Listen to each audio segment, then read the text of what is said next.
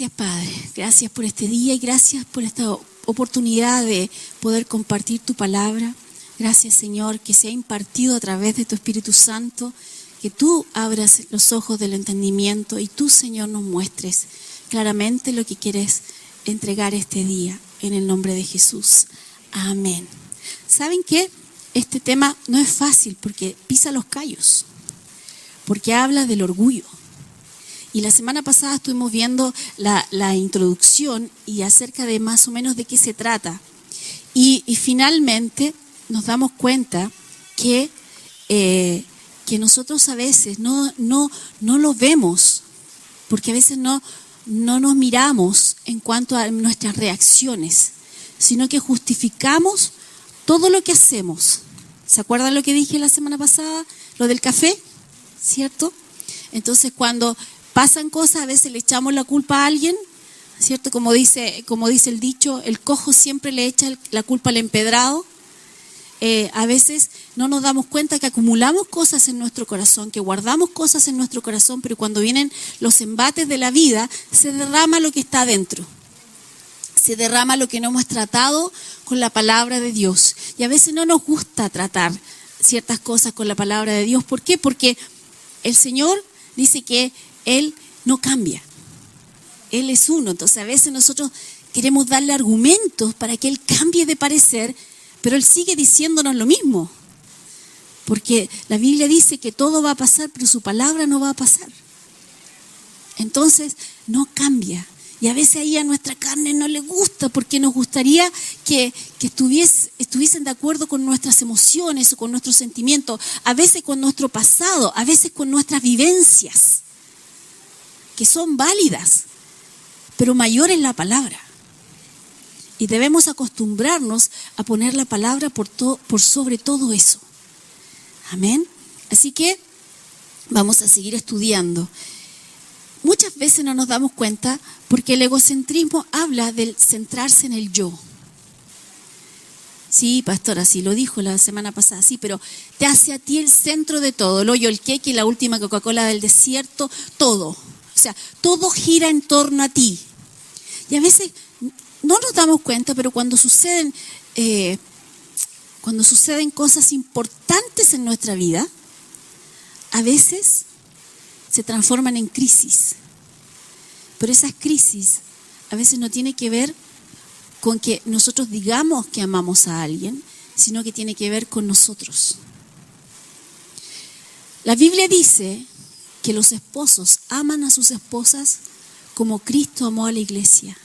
Dice, se entregó por ella. Y a veces en el matrimonio, esto no está anotado, a veces en el matrimonio, los matrimonios fracasan por el egoísmo, porque están centrados en sí en vez de estar centrados en el otro. Yo les conté la semana pasada lo del traperito, ¿cierto? Pero, ¿qué tal si no hubiese estado trapeando yo? Si alguien en la casa se hubiese dado cuenta y hubiese estado trapeando para que yo pudiese avanzar con otras cosas.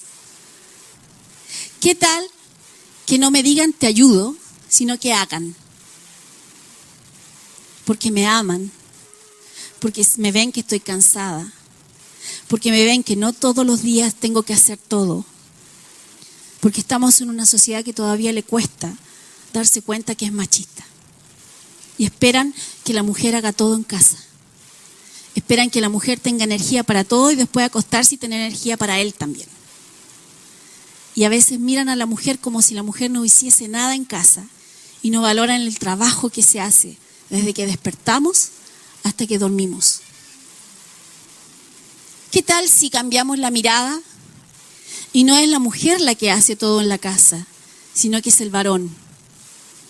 Y después la mujer llega, él ha estado con los niños, hizo el aseo, hizo el almuerzo, vio el colegio, las tareas, todas las cosas. Y luego, en la tarde llega su esposa, se saca los zapatos, los tira por cualquier lado a veces, deja su chaqueta o su bolso en cualquier lugar y dice, estoy cansado, vengo del trabajo. Dice ella, estoy cansada, vengo del trabajo. Y tú estás así con los pelos de punta ya a esa altura, porque ya no hay peinado que aguante, ¿cierto? Estás con los pelos de punta porque estás agotado.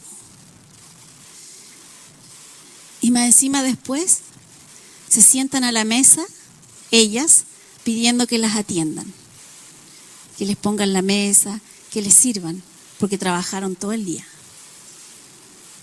Creo que nuestra sociedad sería diferente. Habría más divorcio. Porque a veces no nos damos cuenta lo que hace el que está a nuestro lado. Y en el matrimonio es un trabajo en equipo, no el trabajo de uno. Se casaron para ser uno, no para tener prioridades aparte, no para tener sus propias agendas aparte, no para decir esto es lo mío, lo importante, y esto es lo tuyo, no es lo importante. No es para decir yo hago más que tú o tú haces más que yo.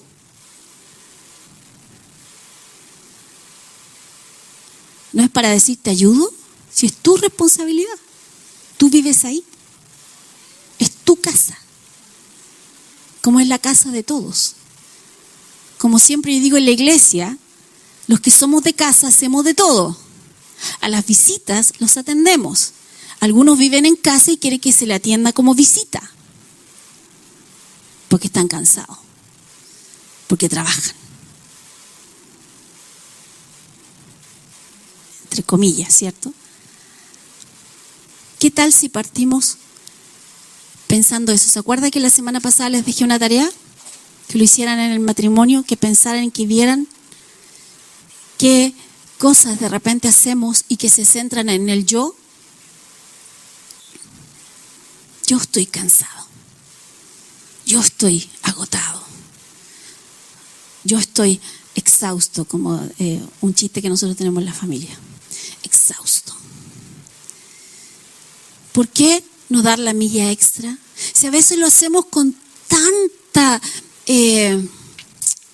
amabilidad con la gente que está fuera de la casa. Por ejemplo, venimos a la iglesia y los saludamos y los tratamos bien, y hay que hacer esto, pastores, y hay que hacer esto otro, y lo hacemos. Pero en casa no. Tenemos buena voluntad para todos, en la oficina, con los compañeros de trabajo, con la secretaria, con todo el mundo, pero en casa no. No pasamos tiempo con nuestros hijos, no conversamos con ellos porque estoy cansado, porque trabajo. No hacemos nada en casa porque yo trabajo. Nuestra sociedad, el machismo, tanto como el feminismo, tienen que ver con el egocentrismo. Porque ponen al centro a alguien que no es Cristo. Podemos ver la sociedad actual y decir, bueno, no conocen al Señor, pero nosotros sí. Nosotros sí conocemos al Señor y estamos renovando nuestra mente. Pero ya hay algunos que la tienen renovadita para algunas cosas y para otras no, porque no les conviene renovarla en ese sentido. Porque si tú analizas fríamente, como lo analicé yo, mi asunto del trapero, tenemos buena voluntad para otros y a lo mejor a otro yo no le hubiese gritado, anda al baño nomás, ya pasa por aquí, qué sé yo, como les contaba la semana pasada. Y si no, vea el capítulo 1. A lo mejor a otro no lo hubiese dicho. Le habría dicho, aunque hubiese estado enojada por dentro, le habría dicho, pasa nomás. Porque es otro. Porque no estoy con el otro, estoy disfrazando lo que en realidad pienso. Eso se llama hipocresía. Estoy poniendo una careta. Pero como con los que viven en mi casa, soy lo que soy, esto es lo que hay, ¿cierto? Entonces, ahí sale el ogro y ladro.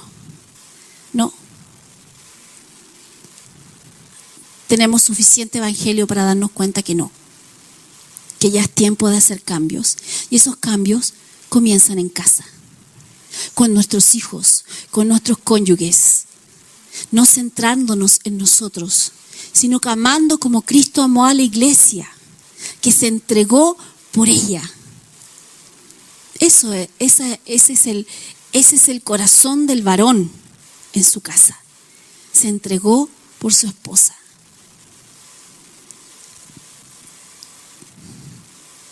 Ayer estábamos presentando bebés y llegamos al verso que dice: instruye al niño en su camino y aun cuando fuere viejo no se apartará de él. Y decíamos, ¿qué tal si nuestra sociedad fuese instruida en la palabra de Dios? No veríamos lo que vemos hoy. Tantas muertes, tanto dolor causado por otro. Porque aplicaríamos lo que dice la palabra. Pero a veces nosotros como padres, por una parte le hablamos a nuestros hijos la palabra, pero por otra parte hacemos otra cosa. Y la Biblia nos habla de imitar, que imitemos a Jesús, que Pablo dice, imiten mi fe. Los niños aprenden por imitación. Entonces, lo que tú le digas va a entrar por aquí y va a salir por acá si te ven hacer otra cosa. Un niño que le falta el respeto a su mamá es porque su papá le falta el respeto a su mamá o su papá lo permite. No tengo ni una nota para esto, pero creo que es necesario. Un niño que en el colegio se ríe de los más débiles es porque en su casa se ríen de los más débiles. Un niño que no quiere congregarse es porque sus padres hablan mal de la iglesia en su casa. Y no representan a Dios como deberían representarlo en su casa. Porque todos podemos tener diferencias, pero hay que saber cuándo hablarlo y cómo hablarlo. Y hay cosas que se tratan con Dios directamente o con la persona. Entonces de repente nos asustamos porque nuestros hijos no se quieren congregar. Por algo es. Porque a veces no es que no crean en Dios, es la imagen de la iglesia a la que les estorba. La iglesia a la cual tú asistes, de la cual tú eres parte. Yo he tenido que ir tratando con el corazón de mi hija por años, porque fue herida en la iglesia. Por mis hermanos. Para que ella quiera volver a congregarse, le cuesta.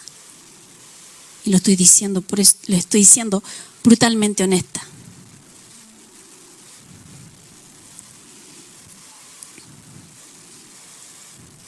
Egocentrismo, Claudia. Entonces, pasan diferentes crisis en nuestra vida y nos centramos en nosotros. Se nos muere un ser querido. En realidad, cuando sabemos que ese ser querido no tiene a Cristo, llore, sufra. ¿Por qué? No hay nada más que hacer. Pero si está en Cristo, la Escritura dice que vivir dice que en Filipenses 1:21 dice, para mí vivir es Cristo y el morir es ganancia. Entonces, ¿por qué no nos ponemos de acuerdo con el que gana? ¿Por qué estamos sufriendo a veces tanto en los funerales? A mí que me toca asistir a tanto funeral. A veces es porque nunca le dijeron en vida lo que tenían que decir a esa persona. Nunca arreglaron las cuentas que tenían que arreglar.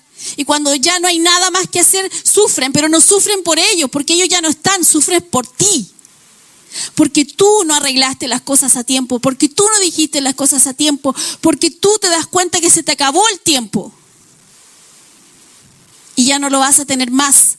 A veces la pérdida y el sufrimiento es porque, no porque se fue con Cristo, sino porque tú lo vas a extrañar. Y ahí nos damos cuenta que a veces estamos centrados en el yo. En esos momentos tan difíciles. Si se fue con Cristo. Por eso me gustan mis hermanos pentecostales. Y sé que este es un tema sensible. Pero por eso me gustan mis hermanos pentecostales, porque a pesar de sus lágrimas y de que sus emociones están ahí, ellos deciden cantar y alabar al Señor porque hay uno que ya ganó.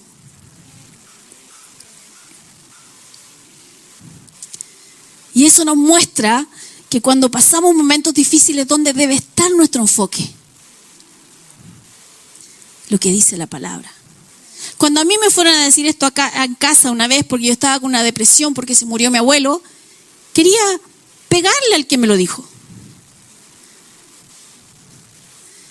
Porque era molesto para mí, porque yo quería vivir mi duelo, pues mi luto, porque yo tenía el derecho a llorar, porque los extrañaba demasiado. Pero se habían ido con el Señor. Estaban con el Señor. Habían conocido al Señor en sus últimos días. Y estaban gozosos de haberlo conocido. Pero yo los extrañaba mucho, a mis dos abuelos, porque yo crecí con ellos. Y ahí empieza la justificación. Yo crecí con ellos. Yo pasaba mucho tiempo con ellos. Y ahora no voy a pasar tanto tiempo con ellos. Ahora los extraño, me cuesta. Entonces, no estoy triste porque ellos se fueron. Estoy triste porque yo me quedé. Ahora, en nuestra sociedad, si tú no estás triste porque alguien partió, te condena. ¡Ay! Se le acaba de morir el marido y mira cómo se ríe. Mira cómo andan los hijos como si nada, ni siquiera andan de negro. Deberían llevar el luto por lo menos un año. ¿O no?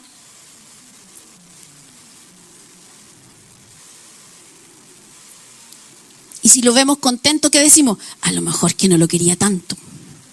Se quería puro deshacer de él o de ella. Eso es lo que dicen. Yo lo he escuchado con estas dos orejitas bien grandes que el Señor me dio, que ahora sirven para ponerse mascarilla. Vamos a terminar todo así. Pero el Señor nos enseña a través de su palabra y nos recuerda. Cuando a mí me dijeron estos versos, cuando a mí me dijeron que no tenía que estar triste por esa partida, yo estaba enojada porque no me dejaban sufrir. Y me estaban diciendo, para de sufrir. Pero yo quería sufrir. Yo quería llorar.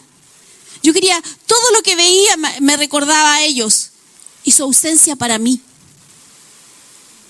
Y yo no estaba contenta porque ellos sí habían conocido del Señor y sí estaban con el Señor y sí estaban viendo cosas que yo aún no veo. Y cuando me enseñaron esto, me dijeron, piensa dónde están ellos. Recuerda lo que dice la Escritura. Y aunque haya lágrimas en tus ojos, dale gracias a Dios, porque ellos se fueron con Él. Cuando a veces decimos, estoy en una crisis de dinero, ¿y realmente es una crisis o no tienes para tus caprichos?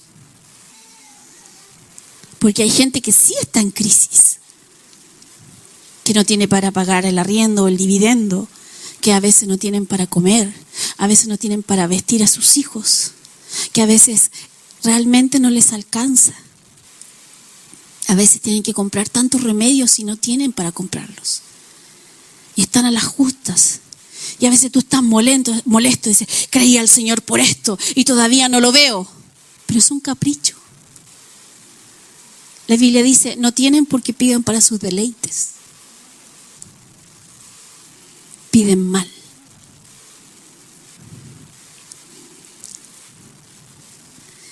Caminemos como la iglesia que el Señor hizo. A veces nuestras crisis es por la ofensa, el egocéntrico. Lo dije la semana pasada, pero os vamos a repetir. El egocéntrico se ofende con facilidad por cosas simples y a veces tontas. Y luego se deprime para llamar la atención hacia sí. ¿Y por qué estás triste? Porque me hicieron esto. Y busca a quien contárselo en vez de tratarlo a través de la palabra. Se desanima. se empiezan a ver derrotados, se llenan de tristeza. Siempre observa tu actitud en medio de las crisis. Y mejor lo podríamos decir así, ponle ojo a tu carne si se levanta en medio de una crisis. Una vez había una persona que un familiar de él recibió un diagnóstico muy fuerte, un diagnóstico que a nadie le gusta, y me lo encontré en las escaleras llorando y estaba diciendo, pero ¿qué es esto? ¿Pero qué es esto? ¿Pero qué es esto? Y yo le dije, no se ha muerto, Cristo sigue vivo y todo está sujeto a cambio. No lo llores como si estuviese muerto, porque no se ha muerto y no se va a morir. El Señor ha dicho otra cosa. Y a veces, cuando alguien te dice así en medio de la crisis, es molesto para la carne. No te gusta que te digan, enfócate en lo correcto. Cuando hay una ofensa, perdona. Y les leí la semana pasada 1 Corintios 3, y yo no estoy diciendo que aceptes abusos en el matrimonio y maltratos. Lo que estoy diciendo es que perdona lo que hay que perdonar y a quienes tienes que perdonar. La Biblia dice que no tengamos mayor deuda que el amor entre unos y otros. Entonces, tratemos con las cosas que hay que tratar a través de lo que dice la Escritura. ¿Qué dice Dios acerca de esto? ¿Qué dice Dios acerca de esto otro? Recuerda, estás muerto. Muerto a tu antigua naturaleza. El mundo trata a todos como se merecen. Y yo no estoy diciendo que en el mundo no hay gente mala. Y hay leyes para eso. Y el Señor dice que el juez tiene la espada para usarla cuando es necesario. Y a veces nosotros escuchamos historias, ¿cómo se llama ahora este programa que lo empezaron a dar de nuevo? Que mea culpa. Entonces empezamos a escuchar la historia de la persona que cometió el delito, un asesinato a sangre fría, pero escuchamos su historia y fue un niño que nunca tuvo oportunidades, que nunca tuvo el amor de Dios, de sus padres, que nunca pudo surgir. Entonces uno se empieza a enternecer con esa persona y uno dice, deberían sacarlo de la cárcel. No debería cumplir tanta condena porque pobrecito. Pero también deberían mostrar, yo no sé si lo hacen porque no veo el programa, la otra historia. Cómo esa persona no tenía nada, no tenía ningún problema, estaba viviendo su vida tranquila y vino una persona y la arrebató, la violó, la descuartizó y la escondió.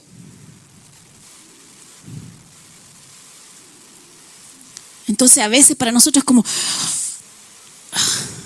¿qué posición tomo? La Biblia dice qué posición debes tomar. El único momento en que la Biblia muestra que no pagan su pecado con muerte es cuando en el Antiguo Testamento habían en Israel 4 ciudades de refugio. ¿Qué significaba eso? Que cuando una persona cometía un asesinato por cualquier razón, lo que podía hacer era correr a la ciudad de refugio. En la ciudad de refugio habían torres en las esquinas. Y en esas esquinas habían en las torres atalayas.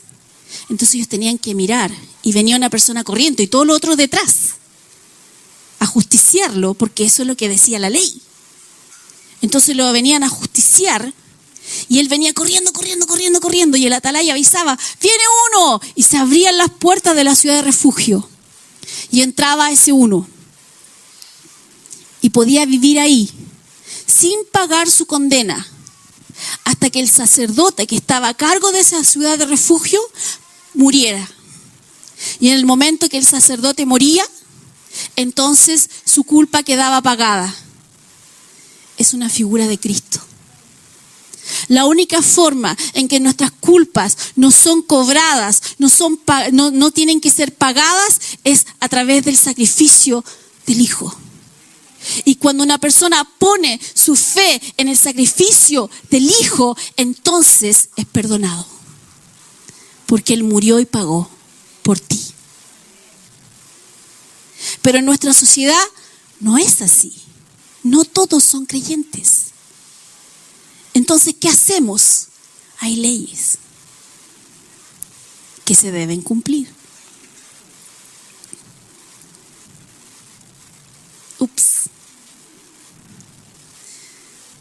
No significa que estoy de acuerdo con la pena de muerte, pues yo no estoy de acuerdo con que maten a nadie, ni tampoco a los bebés, que está tan aceptado por nuestra sociedad. 7 cosas abomina el Señor. Y una de ellas es cuando se derrama sangre inocente. Un bebé. Ese día en la mañana, cuando estaba orando en la mañana, el Señor me mostraba un bebé y me decía, quieren sacrificarlos, quieren pactar con sangre inocente esta nación nuevamente. Y comenzamos a orar por los bebés. Yo no tenía idea que ese día se discutía la ley de aborto en esta nación, el aborto libre, hasta las 14 semanas. Y comenzamos a orar y orar y orar y hablar. Y decíamos, no, en el nombre de Jesucristo. La sangre de Jesucristo es aún mayor, es un pacto aún mayor. Y este país ha sido apartado para el Señor. Y vamos en contra de todo derramamiento de sangre inocente. Yo no entiendo mucho cómo funciona ese tipo de sacrificio, pero es lo que yo veía. Bueno, finalmente tuvimos paz con eso. Pasó el día y a la hora de almuerzo o en la tarde, no recuerdo ya, pongo las noticias y están diciendo que la ley de aborto fue rechazada. Yo dije, gloria a Dios. Gloria a Dios. ¿Por qué? Porque ningún niño inocente merece morir. Es como si entrara alguien a asaltar tu casa y te llevan a ti preso. Si el error lo cometió otro. Solo era tu casa.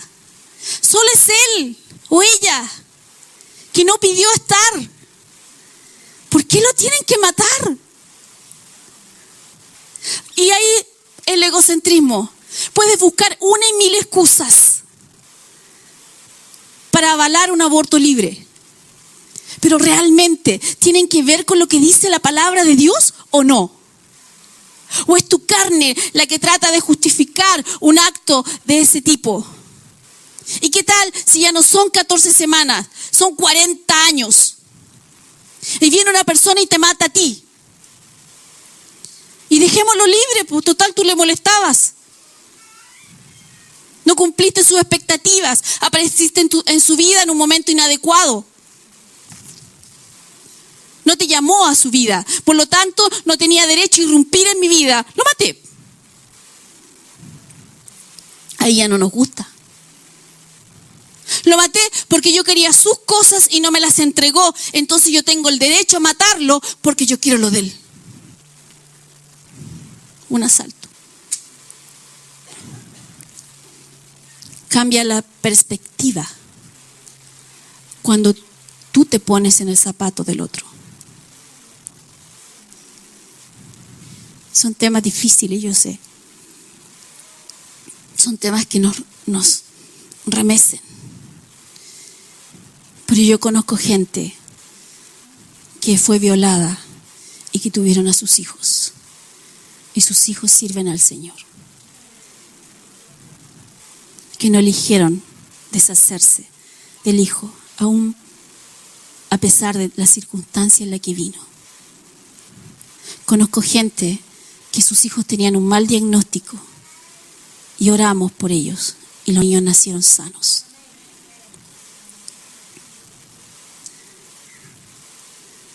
Conozco gente que Las madres han estado en peligro de tener ese embarazo y han vivido los dos. Y usted me dice, sí, pero no es todo. Porque los demás están sin Cristo. Porque no tienen esperanza. Por eso tenemos que ir a ellos. Por eso tenemos que contarles las buenas noticias. No discutir acerca de si es válido o no es válido esto otro. Sino que mostrarles cuál es la salida. Porque tiene que haber un cambio en el corazón, en la naturaleza pecaminosa del hombre. Para que dejen de centrarse en ellos y puedan conocer el Evangelio y puedan entender que Dios es bueno. Que Dios es bueno y que quiere algo bueno para ellos, que quiere algo bueno para su familia, que quiere algo bueno para sus vidas y que no necesitan arrebatar de otro.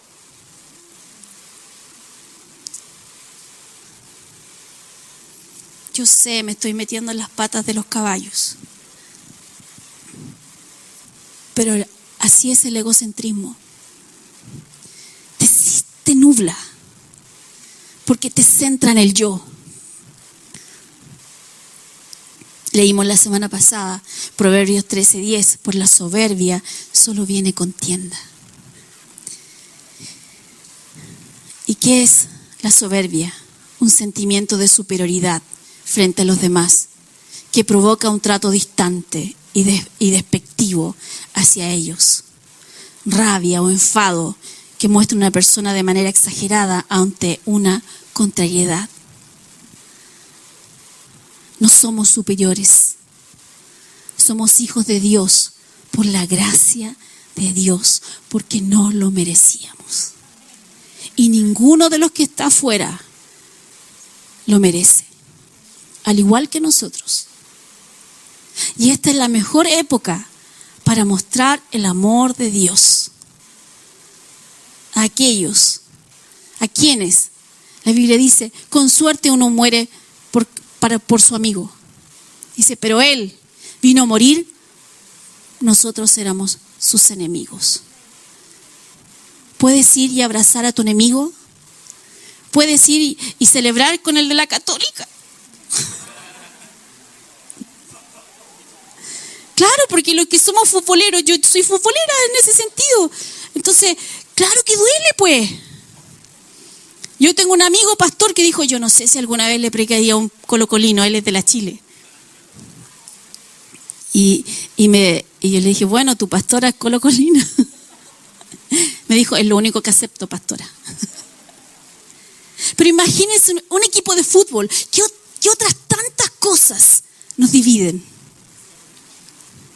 Y vemos como enemigo a alguien, solamente porque pensamos distinto en algunas áreas. ¿No es tiempo y no es mejor amar? ¿No podemos seguir la ruta y el ejemplo que el Señor nos dejó? Como cuando estaba en la cruz y dijo, perdónalos porque no saben lo que hacen. Y después a Felipe lo estaban matando y dijo, perdónalos porque no saben lo que hacen.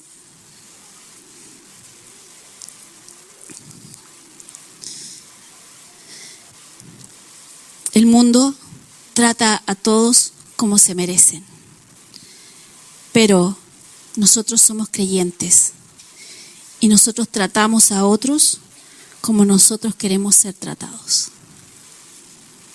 El reino de Dios es distinto, es diferente. ¿Cómo quieres ser tratado? Entonces, así trata a los demás.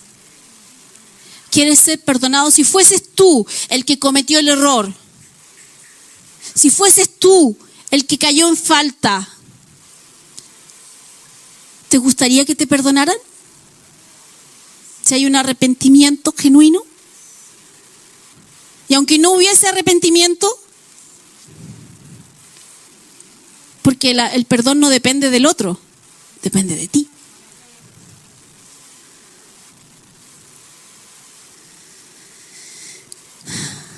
¿No te gustaría que te trataran amablemente cuando lo único que haces es incitar a la discordia, a la contienda. Proverbios dice que una palabra amable apaga un fuego impetuoso. Bueno, todo lo que les he dicho son escrituras, pero no las he citado. Ustedes las pueden buscar después. Un bebé cuando nace solo piensa en él desde que nace. La mamá estuvo en el parto, horas a veces de parto, de trabajo de parto. Para mi primer hijo yo estuve alrededor de 12 horas en trabajo de parto. Algunas mamás tienen mucho más tiempo que eso. Y luego nacen, ¿y qué es lo que hacen? Uno dice, ahora voy a descansar. Y eso no sucede. ¿Qué hacen? Lloran. Y si tienen buenos pulmones como el mío, se escuchaban de todo el pasillo. ¿Qué quieren? Hambre. Y tú estás ahí recién recuperándote de todo el proceso que pasaste, feliz porque salió, porque nació, pero estás ahí recuperándote y ¿qué tienes que hacer? Amamantarlo. Amamantarlo, sobre todo si el primero que nunca antes amamantaste a nadie. Y duele. Y tú amas. Y duele. Y sale leche. Y si es mamón es peor todavía. Y tira, y tira, y tira. Y eso hace que todo tu cuerpo, tus hormonas trabajen para producir la leche y producir lo que ese bebé necesita. Pero él no está preocupado de que la mamá le duele, o que recién tuvo el parto, o que la mamá está cansada. No, tiene hambre. Y después, cuando tú dices lo alimentaste, y el doctor te dice 10 minutos por lado, y a veces tenés que pasarlo 2 veces por cada lado, y toda la cosa, y tú estás con la espalda así. Gracias a Dios que ahora existen cojines y todo eso. Antes no lo había tanto. Y tú dices, ya. Y tú empiezas a sentir así como... Se hizo. Y lo estás mudando, mamá primeriza, ¿cierto? Es el primero, entonces tú estás limpiando todo. Y si el niño de repente te mira, se ríe y tira el pipí para todas partes. Y tú así como, ¿por qué a mí, Señor? Pero él está feliz. Todo lo está experimentando, todo es nuevo. ¡Qué rico! Así es un bebé.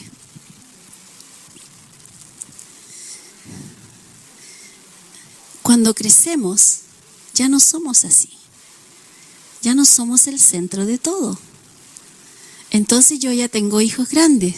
Me dicen, mamá, tengo hambre. Anda a buscar algo en la cocina. Abre el refrigerador, mira, ahí es fruta. Come. Ahora, no significa que no los atienda uno, pero pueden sobrevivir si la mamá no les está dando la comida en la boca, ¿cierto? Empieza a asumir responsabilidad. Tú ya no los mudas. Gloria a Dios. Entonces van al baño solitos. Al principio no saben cómo limpiarse, lo enseñas y luego van al baño solitos y se limpian y todo. Y después ya tú no te preocupas de eso. Lo único que les dices, si es niñito, apunte bien. Y le enseñas. Si no, ahí está el cloro y el pañito. Limpia. Y luego van creciendo. Entonces tú ya hay cosas de las cuales ya no estás pendiente porque crecieron. ¿Qué les pasó? Se hicieron responsables a medida que fueron creciendo. Eso pasa con nosotros. A medida que vamos creciendo nos hacemos responsables de lo que ya sabemos. Nos hacemos responsables de lo que ya tenemos que aplicar en nuestras vidas. Y ya no podemos culpar a otro. Si fui al baño y no limpié bien algo. No puedo culpar a otro si es que ahora tengo mis preferencias para comer ciertas cosas y en mi casa se sirve otra cosa. Me puedo preparar el almuerzo yo que enseñarle a nuestros hijos, a través de ese proceso en que ellos van creciendo, a que no sean egoístas, no estén centrados en el yo. Tenemos que enseñarle a nuestros hijos a hacerse responsables. Hacerse responsables. Ups, se cayó. No, lo botaste. No es el fin del mundo, pero lo botaste. Recógelo. Ordénalo. ¿Cuántos adultos nosotros conocemos que dicen, se rompió? ¿Usted sabe que esto es algo de los latinos? Hay un estudio que muestra que hacían la misma pregunta en diferentes lugares. Y los latinos veían que alguien manipulaba algo y eso, hasta a mí me cuesta decirlo, porque iba a decir se rompió. No, lo rompió. Y después le preguntaban, venía alguien y decían, ¿qué pasó aquí? Y le decían, se rompió.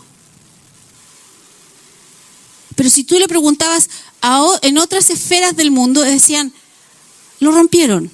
Tal y tal persona lo hizo, lo manipuló mal, qué sé yo, y lo rompió. Pero los latinos decían, se rompió.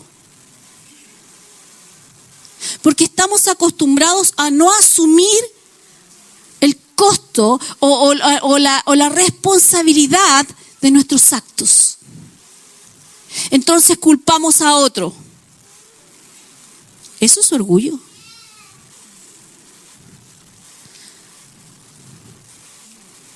Lo siento, lo boté. Y si era agua, límpialo. Y si era otra cosa, arréglalo. Hazte cargo. Tienes la herramienta para hacerlo. No tienes que cargar con la culpa todo el tiempo. Porque hacerse responsable no significa cargar con la culpa. Son dos cosas distintas. Dios no te condena, pero sí te hace responsable. Usted sabe que en la ciudad de refugio, si el atalaya estaba durmiendo, estaba parado en la torre y venía una persona corriendo y él no avisaba que se abrieran las puertas y esa persona moría porque no alcanzaba a entrar o porque la puerta estaba cerrada, la sangre de esa muerte era culpa del atalaya, era responsabilidad del atalaya. Decía, tus manos, él no lo mató, y le decían, tus manos están sucias con sangre. Qué gran responsabilidad tenemos nosotros con el Evangelio. Y a veces estamos centrados en cosas que no tienen valor y que no son tan importantes.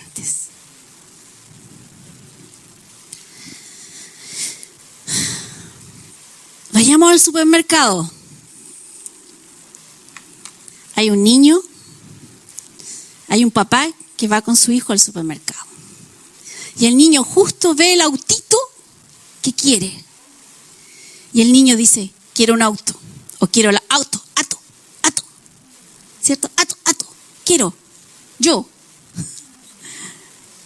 Y tú le dices, no, ahora no. Entonces empieza a cambiar el tono. Ato, quiero yo.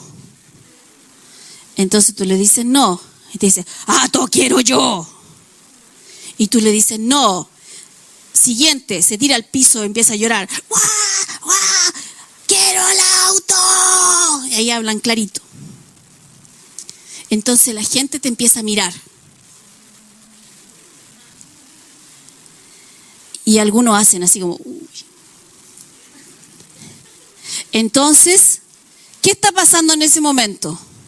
Si amas a tu hijo, le vas a enseñar que no puede tener todo lo que quiere cuando quiere. Y vas a esperar que se le pase el berrinche. Y vas a seguir firme en lo que le dijiste. Y después vas a continuar con tus compras. Si estás preocupado de ti, le vas a pasar el auto y se lo vas a pagar.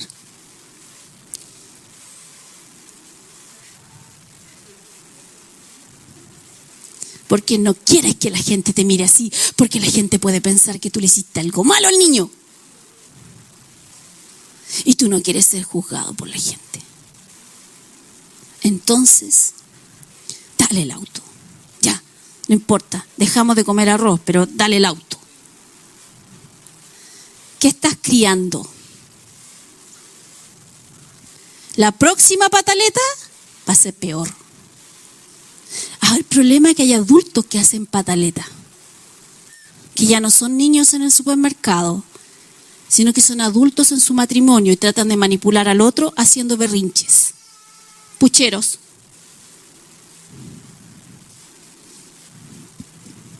Porque no hacen lo que yo quiero. Lágrimas de cocodrilo, sí, no de las de verdad. Usted sabe que cuando el cocodrilo se está comiendo su presa, empieza a llorar porque todo está unido ahí. Ya sé, la ley del hielo, no te hablo. Tú duermes para allá, yo duermo para acá. Esa otra ley también que yo he escuchado por ahí. O si no, acoso. ¿Te das cuenta que yo estoy mal por tu culpa? ¿Te das cuenta que las cosas en la casa podrían funcionar mejor si me escucharas? No sé a dónde he escuchado eso yo. Tiene que haber sido en mi casa. Empiezas a manipular. ¿Por qué? Porque estás centrado y haciendo el berrinche porque yo quiero esto, quiero que se haga de esta manera, y si no se hace de esta manera, esta casa nadie es feliz. Porque yo no soy feliz. Entonces, llega tu marido, voy a hablar porque soy mujer, ¿ok? No voy a echar la culpa que esto lo hacen solo las mujeres, porque lo hacen en todo. Y dice, ¿qué te pasa? Nada. Pero dime, tienes la cara larga, ¿qué te pasa? Nada, te dije. Pero conversemos, ¿de qué? Si no pasa nada. Etcétera, etcétera, etcétera. Esto para la gente de afuera, ¿cierto? Y trata de manipular. Otros tratan de manipular, que este es peor, con la palabra. Pero si tú sabes que la Biblia dice esto, entonces ¿por qué tú no lo haces? Pecadora. Pecador. Tú sabes qué es lo que está escrito. Claro, así nos dice Dios a nosotros. O nos tiene, no paciencia, sino que longanimidad, hasta que nosotros podamos comprender y hacerlo de corazón y no porque nos obligan. ¿No es esa la gracia de Dios? Entonces, ¿por qué no somos graciosos con el que está a nuestro lado? O graciosas. Y extendemos gracia para allá, extendemos gracia para acá, extendemos gracia por aquí, extendemos gracia por allá, pero en nuestra casa no. En nuestra casa, ley.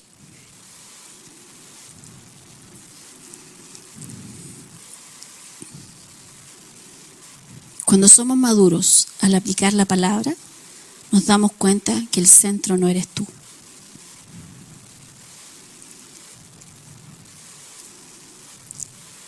Y que Dios ya tiene una respuesta para todo eso.